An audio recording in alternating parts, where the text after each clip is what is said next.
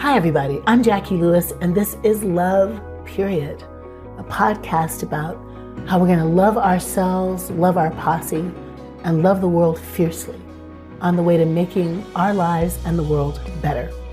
Today's guest is Ruthie Lindsey. Her huge fan base knows her story intimately because she's a very transparent soul. But whenever I speak to her, I can only imagine the miraculous being that she is, to have survived so much and to be able to love the world with such joy. I hope you enjoy this conversation. I pulled a card for you right before we started. No, do it. You want me to read it to you? Yes, I do. So this is my animal spirit guidebook. It's a beautiful little deck. And I just asked Did you write this book? Oh, no, I wish. Okay, it's so beautiful. It's just, and I asked Source what message that you might need to hear today. And I pulled this beautiful card. It's called the Golden Egg. Oh, wow. And it says, Golden Egg, message at the center of the heart, the unstruck sound. Within the golden egg lives a precious sound. Deep within that sound resides a message. The sound cannot be heard, nor the message discerned until we retreat from the noise of a modern-day life. The magical essence of the golden egg needs warmth, quiet, and time to unfold. No rushing, pushing, or grasping. Find a place of deep and restful ease, perhaps through yoga, nidra, or meditation. If you do not yet have a meditation practice, take some time for introspection or contemplation. When the mind begins to settle and the breath is calm, ask the question that weighs heaviest on your heart. Stay open to any response you hear. Engaging with the energy of the golden egg is an advanced practice. It requires becoming intimate with our very essence and comfortable with vulnerability. When a feeling of tenderness or gratitude arises from deep within you, know that you are well on your way. Your chest may swell like you're seeing an old friend that's been away for a long, long time. Listen to the message they've been waiting to tell you. The golden egg and the fourth chakra. The subtle essence of the golden egg is nestled deep within the heart center at the fourth chakra. This chakra, called anahata, is the home of the self or soul. By bringing the mind into this center, we discover a portal to the most intimate and luminous space. It is said our inner God sits there in deep meditation, waiting for us. Anahata translates as the unstruck sound. The unstruck sound, girl. I love that. Yes. That's beautiful. Isn't that beautiful? You got to text me the name of the book so I can get that. That's beautiful. I will. It's one of my favorites. It's just... Say the title. Say the title so the listeners can get it. It's called The Wild Unknown Animal Spirit Guidebook. The Wild Unknown Animal Spirit Guidebook. I love that. I want it. I'm getting it. Yes. I'm getting it. Yes. Hi, Ruthie. Hi. Hi, how are you? Sister. How are you doing? I'm so good. I'm so grateful to be with you. I've been thinking of y'all. You have been through it. How are you? I will say today, at this exact second, we're going to be in a podcast zone for folks listening, but we are looking at each other's faces, and you're beautiful, and you look calm. You look like love. It makes me feel calm. I'm happy. I'm happy to see you. And it has been wild. It has been wild. It has been so wild. What a year 2020 was. Oof. And to end it with a fire, that was something. I will say, the magic of you pulling a card for me and reading to me about a golden egg.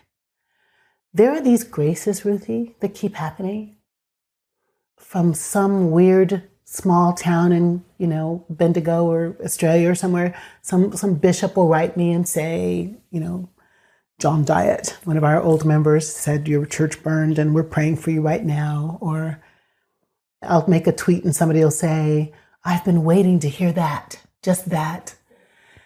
So I do also feel that you and I know this to be true, that there is another energy at work always. The there's pain and there's heartache and there's tragedy.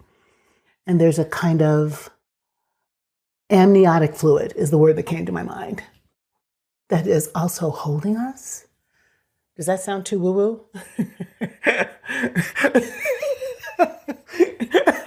I was literally, while you were talking, picturing the nest that this egg is sitting in that is holding you, and this mama bird, the universe, Jesus, God, just absolutely holding, that's supporting, right. Loving, never leaving, ever, ever, ever, and over all things. And no, listen, try me with the woo-woo shit. I live, my work is actually to be grounded because I live in the multiverse. Like, that is where I reside. So I find as life goes on, I do feel a little less, I mean, I'm Christian, but I think that I'm Christian in a universalist way, that God speaks many languages, that God is too big and profound and fabulous and amazing and accessible and mama-like to not know that she needs to translate herself, right? So I love that we start with you pulling a card for me. And I do think that I'm in a seeking place, just listening for all the ways Spirit is trying to show me what Spirit's up to. 100%. And when I think of fire, I think of alchemy and transformation. Yes. And when I think of you, I think of all the ways that you alchemize the trauma, the pain, the loss, all the isms, how you speak for and are always bringing it back to source, to transmute and to love and to be held and to remember we're not alone. And like you are like the ultimate alchemist. I think that's two of us, love, and I really appreciate that. I'm thinking about just the ways we bump into each other in the world, the Together tour and the widen space and just watching each other in the world. It does feel like there is so let's stay with this amniotic womby thing, that there feels like there are women, not just women, but I'm paying attention right now to the women that I'm noticing being doulas or midwives or birthers or, alchemists, to some kind of beautiful energy that is crossing race and age and religion. Are you noticing that? 100%. And that's what I feel like the more we step into that, we're also, the magnets of drawing that in. So I feel like I've been fortunate enough to learn from women like you and all these women of all different races and backgrounds. And like, that's who I long to surround myself with. That's who I want to learn from. That's who I want to co-create with. And I'm seeing it more and more and more. And it's so inspiring to me. And it's so humbling. It feels like such a privilege to learn from. I mean, I love learning from you. It's such a gift. Yeah. I think I love learning from you. And I think about like all these women that we're bumping into, from Jenna to Maya Amanda to, to Glennon to Cheryl, right, to other women in Congress, it's just, there is something really beautiful bubbling up. This divine feminine. Leadership. Yes, exactly, right? Absolutely. On the floor of Congress. Out in the streets. Yep. As nurses and doctors and first responders. There's a woman in my church whose name is Megan. She's beautiful. Married to a woman. 3 little girls, twins and another older daughter. And she's like a neurosurgeon. Wow. Casual. Black woman. Just kind of casual. Neurosurgeon. But just when I think of her, getting on her personal protection gear and going to work and doing the thing and coming home and showering and mommying her babies. I was like, what kind of fierce feminine is that? Superhero. Makes me think about, and makes me just think that God is like that. Like, that's exactly right. I got you. I'm a superwoman. I got you, So Ruthie, you are, this love doula. And I really see that in you. And I know you've had a journey. So tell us a little bit about the Ruthie love affair, the falling in and out of love with Ruthie. Tell us how does that manifest in your life?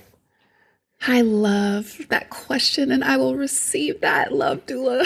Oh, what a beautiful, I will receive that, because that is definitely what I want to step more and more into. But gosh, it's been such a journey, and you're right. I step in and out of it all the time. And, I grew up in the South. I grew up as a teenager getting real involved with the church. And where in the South, Ruthie? I mean, I know. grew up in South Louisiana. It's called Louisiana. St. Francisville. It's tiny. I grew up on a farm in the middle of nowhere. I mean, my dad plowed our garden with a mule. Like, we were country folk, And I'm so grateful. I mean, but it was also very loaded where I grew up. The South, I grew up around a lot of plantations. I grew up, our dances were segregated. Oh, wow.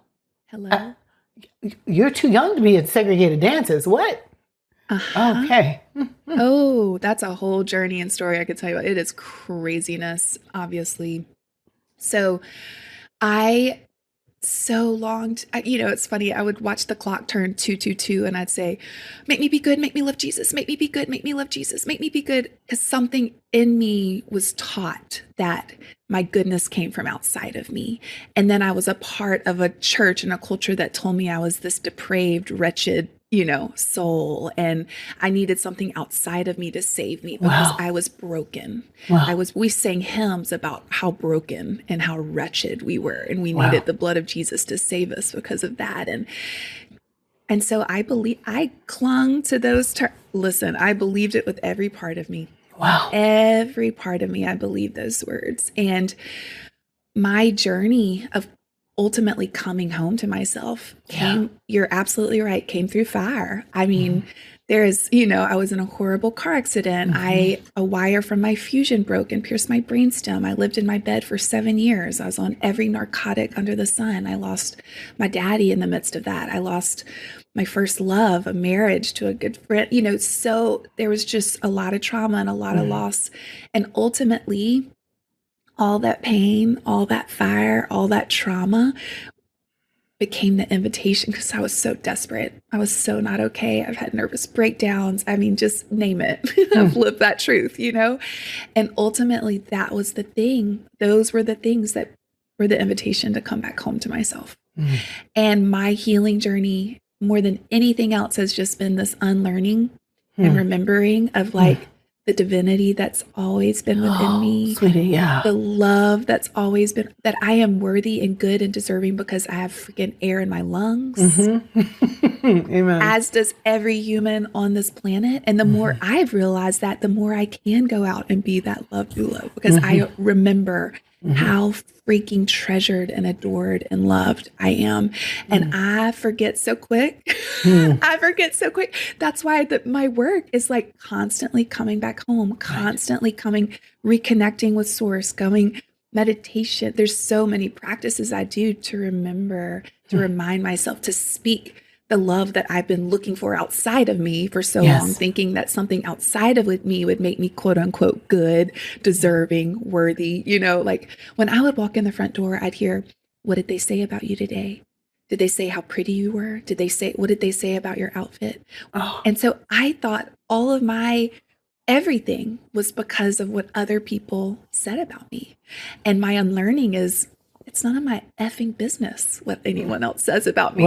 Ruthie, what do you say about you today? What does source say about you today? And I think I was taught in that culture too, that self-love practice and all that is selfish and, and narcissistic, and to speak true love all over to bathe yourself in that kind of love is really like sinful almost. And so again, the unlearning, the remembering to speak truth over those limiting stories that are so ingrained in my cells, because it's what we've been breathing in from church culture, not all churches, of course, because thank God there's your church. But, I want to really tell you, I was in it when I first met y'all, in it. I had walked away. I mean, I was, I love how Father Roy talks about order, disorder, reorder. I was parked in disorder. I was, sister, parked.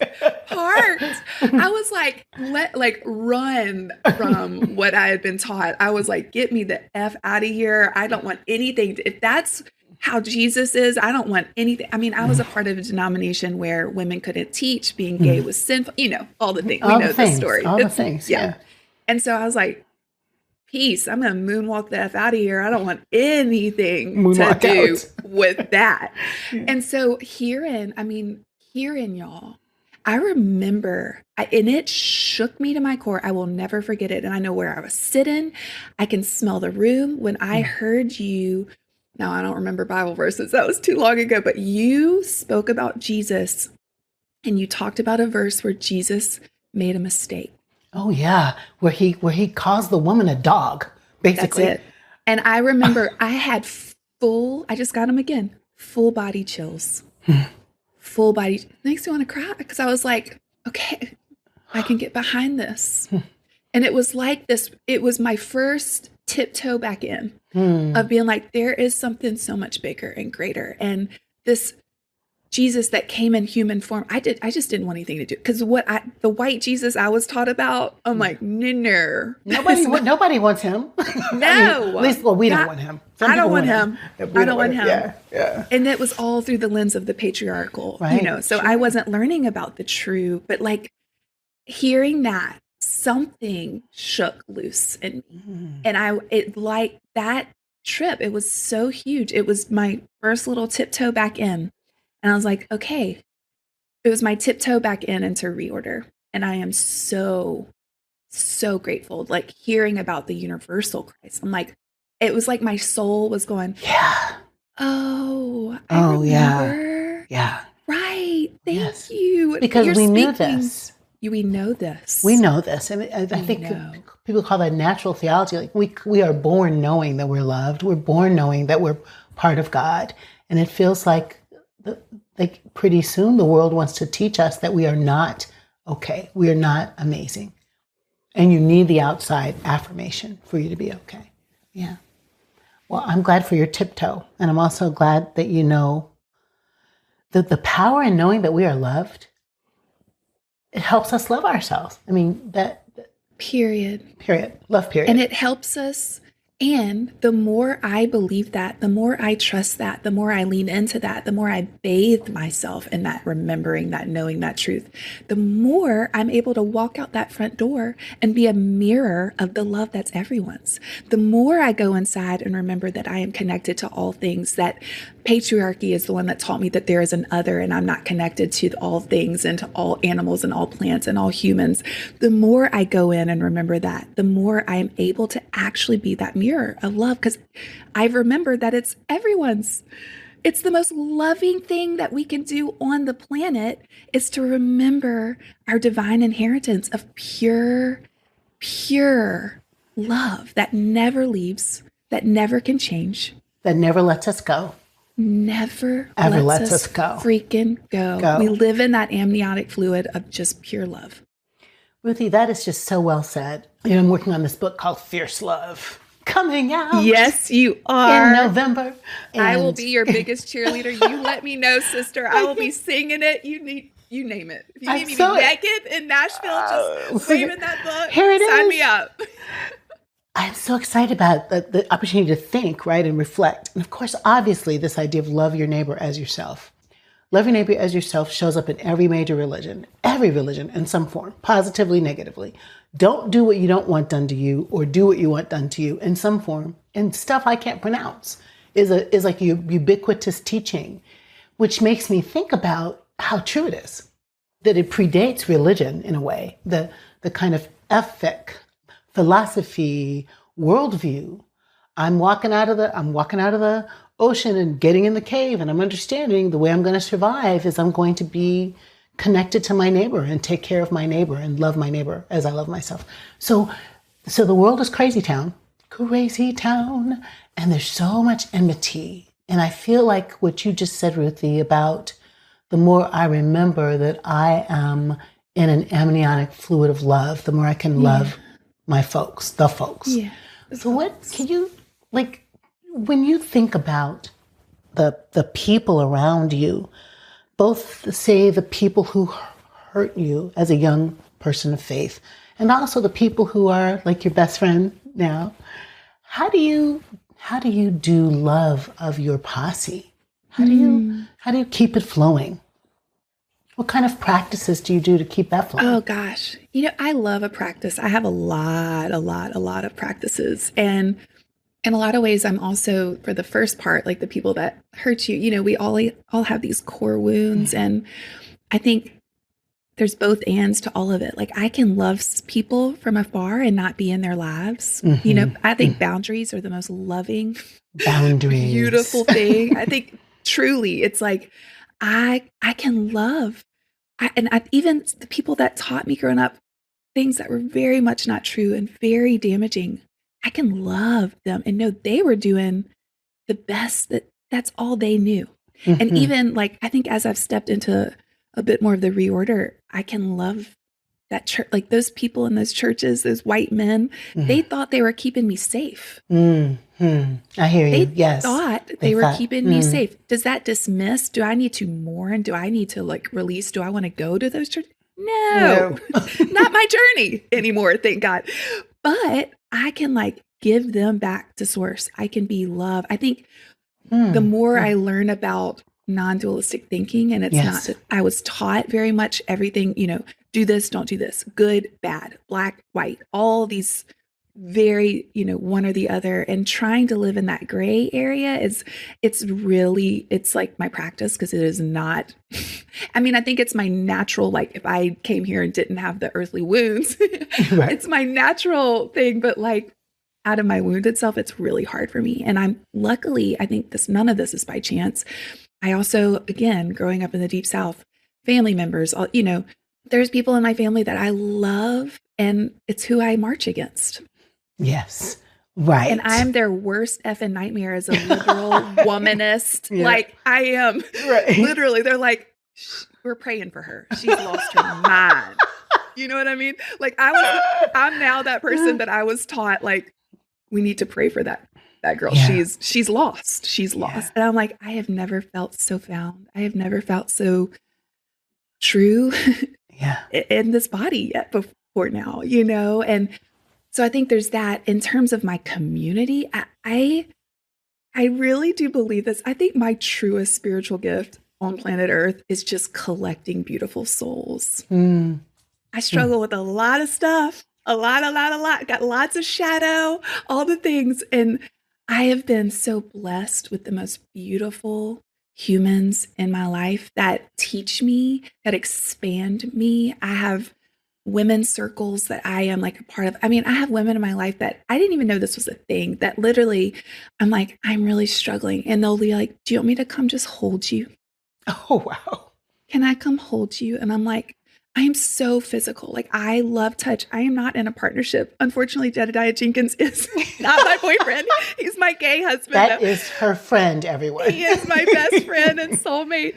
My girlfriend Audrey will literally, who I've been quarantined with, and she'll just come over, and vice versa. She's like, I am shaking. I'm in so much pain. I'm like, let me come mama you. Let me come hold you. Let me come mama you. Oh, that's great. What an honor. What an honor. And we all play those roles. Like sometimes I'm the mama. Sometimes I am the wounded little girl that is just in pain, that has aborted my woman body and is in my wound. And I can speak my insecurities. We do shadow work. And that's when I'm like, that's when our relationships have gone to a deeper, like my girlfriend, Mari Andrews, who, by the way, do you know Mari Andrews? I don't think I do. I need to connect y'all. Yes. She was posting all about you, dear, when the fire happened. Yes. And she's doing something with some friends right now. They're doing, yes, I know she is. Can we make, can you make us connect? Yes, I will connect you. She is a soul sister. We meet once a week and we do deep shadow work. Meet on Zoom. She lives in New York.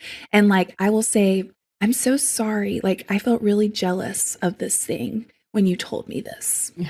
And she'll look at me and she'll say, I love your jealousy. Oh, God. Thank you for sharing that with me. Wow. And she'll share wounds of hers with me and with other people. And like, we go there, and it's a practice. I did not just jump into that, but I remember learning, listen, I've been to treatment, all the things. I've had nervous breakdowns.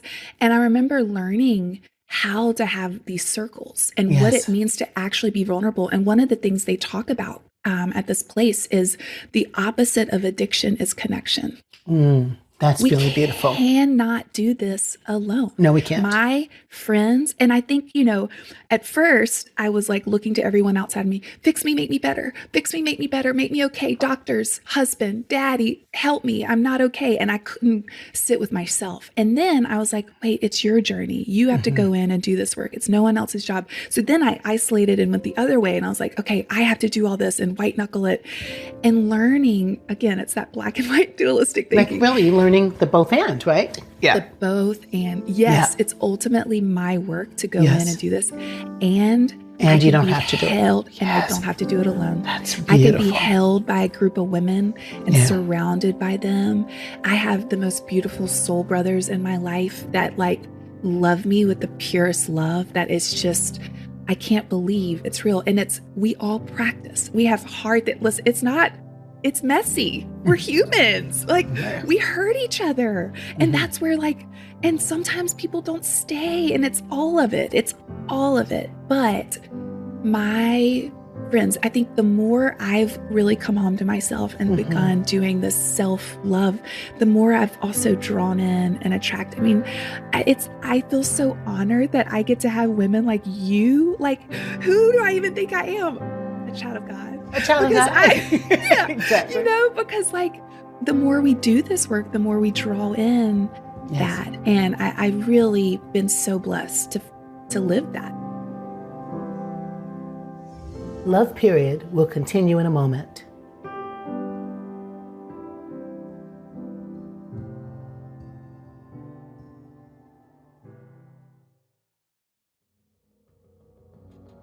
Ruthie, there's a way in which what you're saying is so obvious and so we just don't really get it, that we are who we are in relationship to other people, actually, right? We are this idea of Ubuntu, you complete me. I am who I am because you are who you are. And that the idea of having a posse or circles that can hold us accountable and help us mourn, help us laugh, help us give birth to our best self. We can stay with that amniotic fluid thing.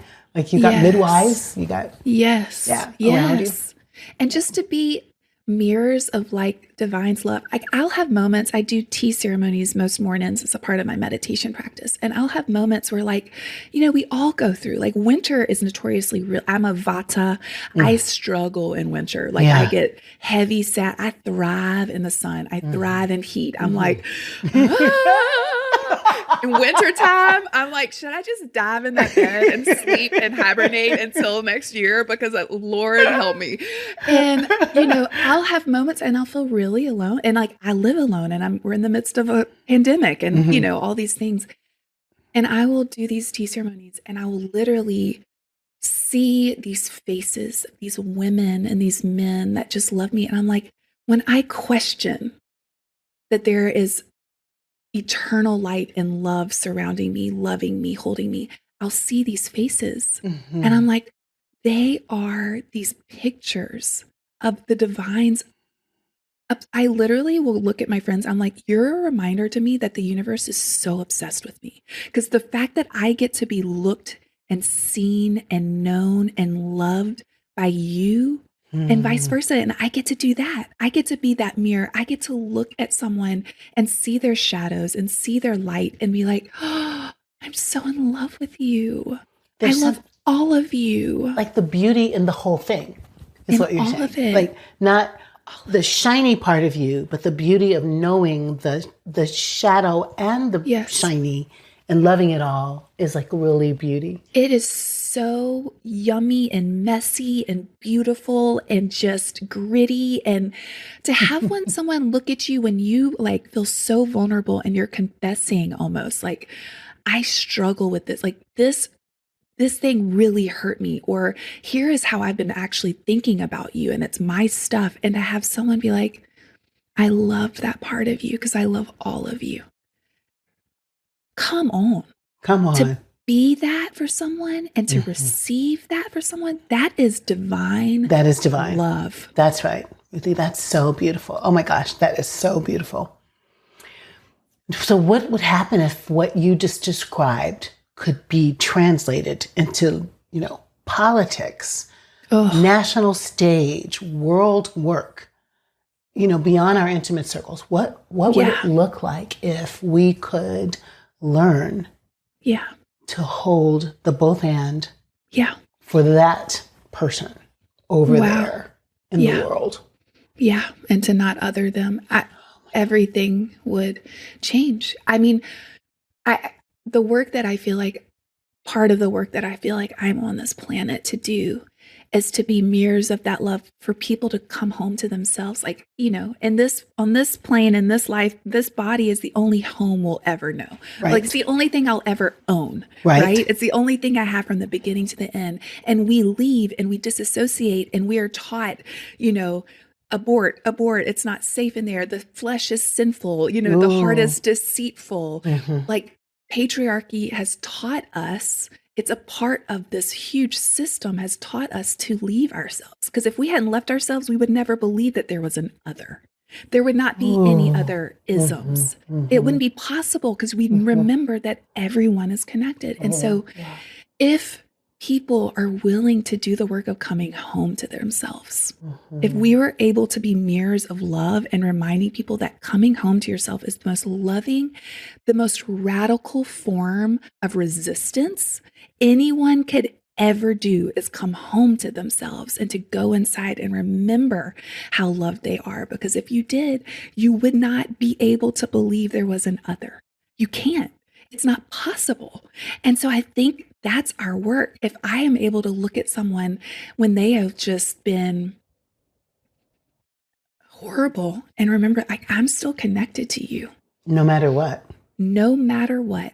And when you're acting like this, what I perceive as a monster, you are a wounded human.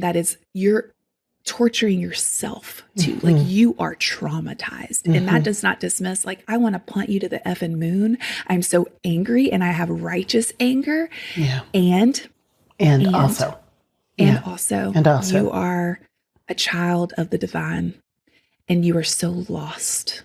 And if someone can mirror to you that you are held and hold that wounded part of you, that core wound, like these people that have just done what happened last week in March, like those humans they are so lost. They have left themselves. Yeah.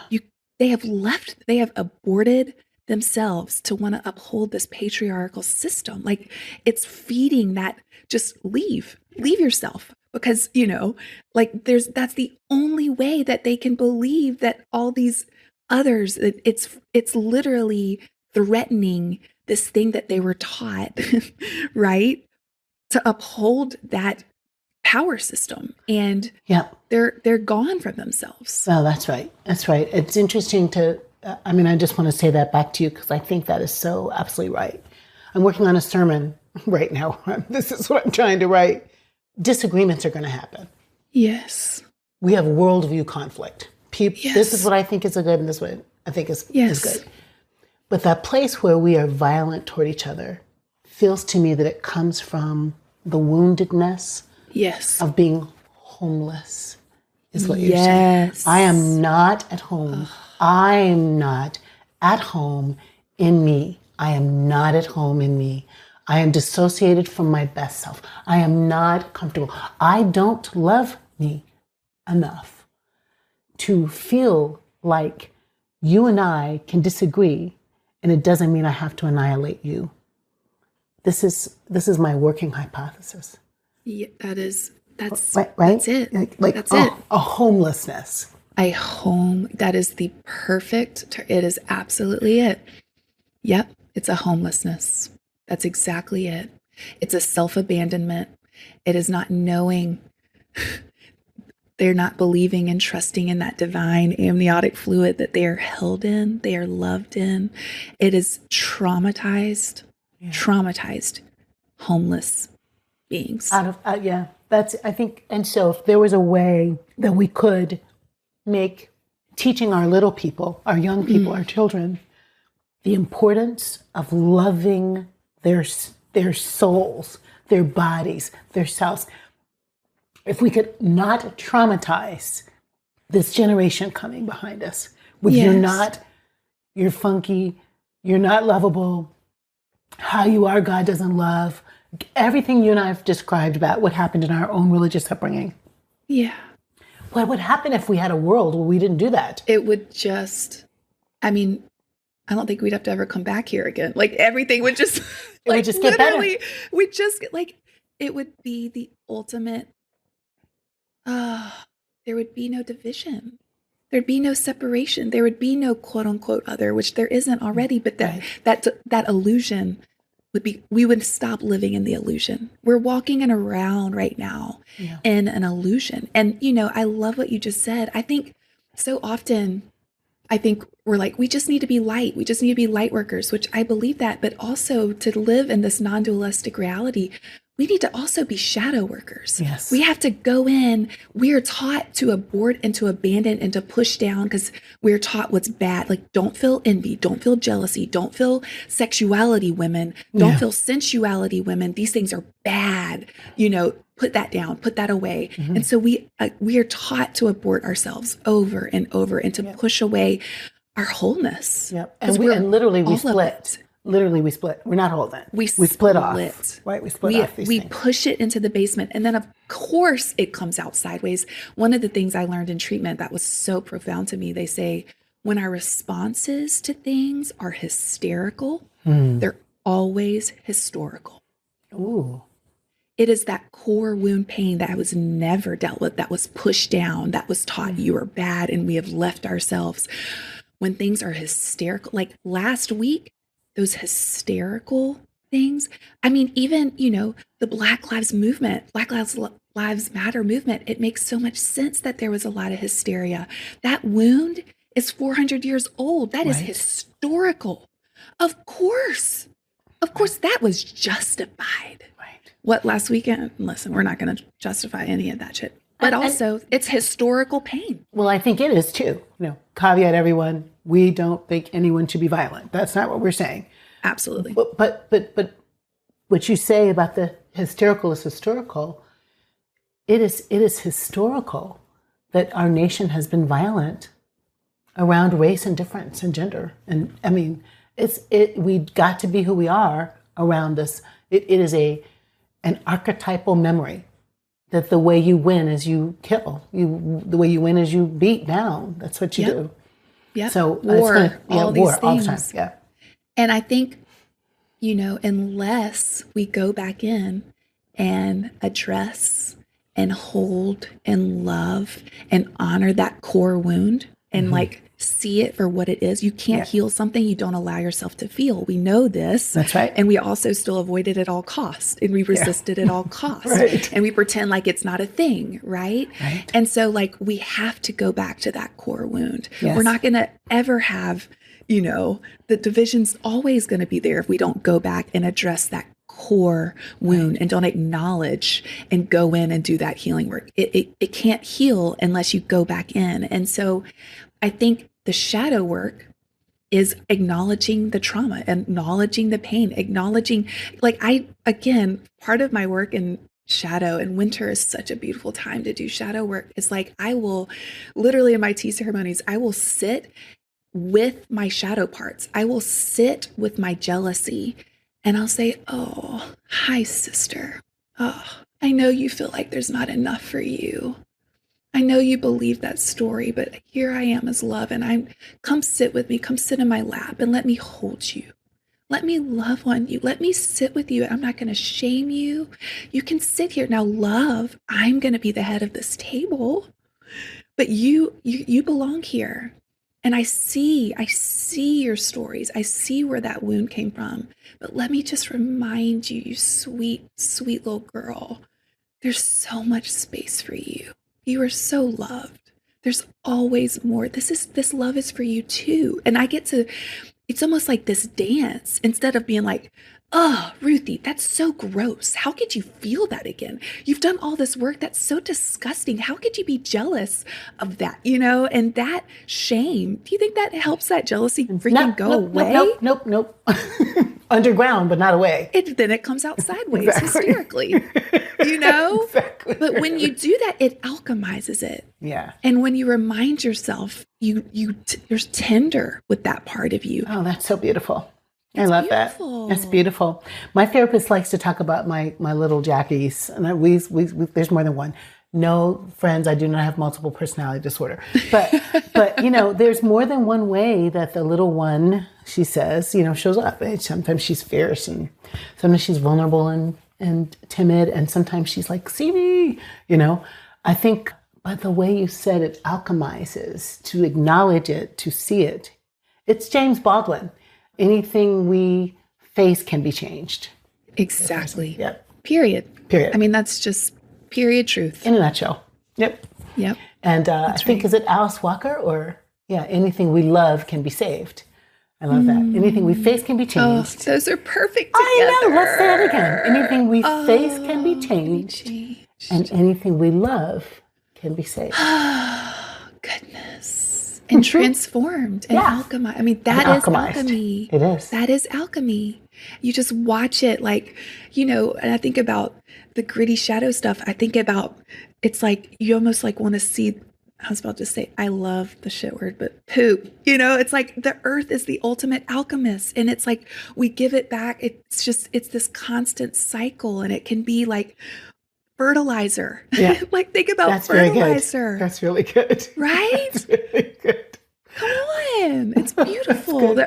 Mother Earth is just, she's medicine. She is our ultimate teacher of all things.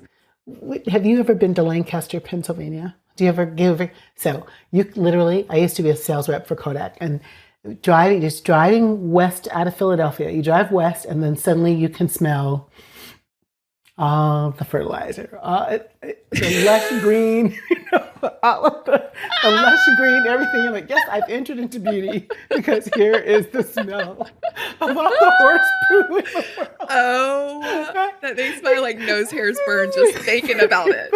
Oh, yeah. But at the same time, right? The tallest corn stalks and those green bean poles and just everything. Oh. Yeah. Ruthie, let me just ask you a final question, honey. It's such a great conversation.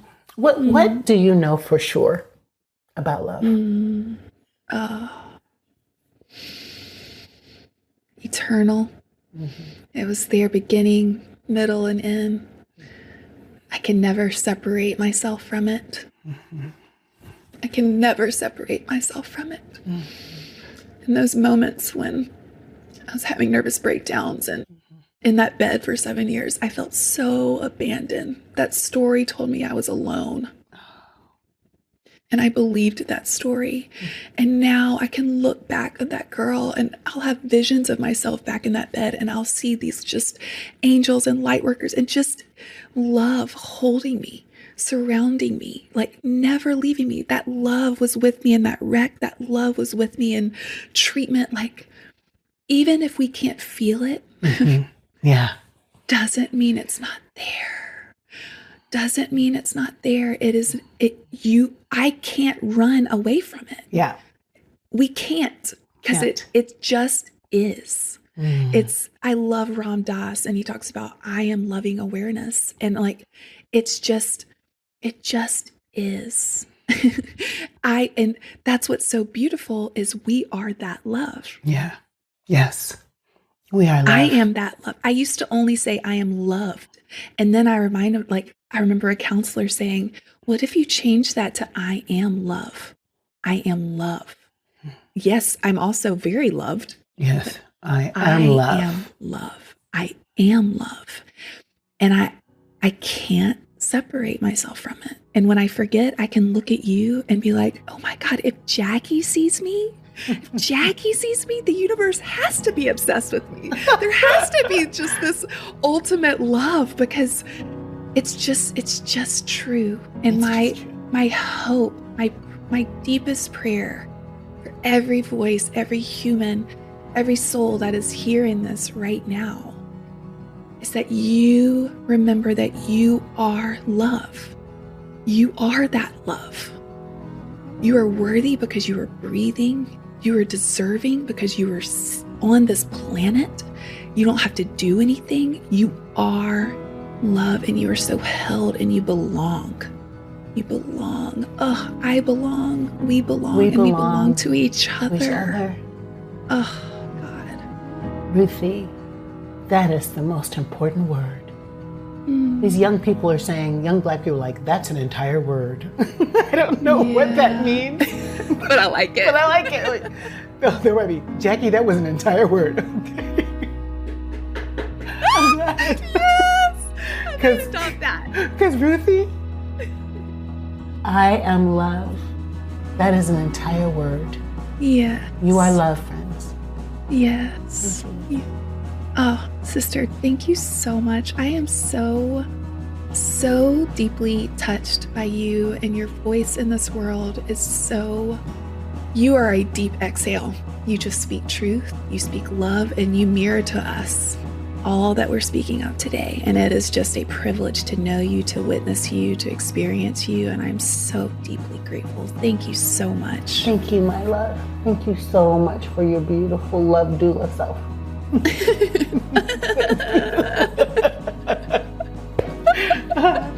Sometimes I think, when I think about your story in the bed, I think like it took 7 years to incubate you.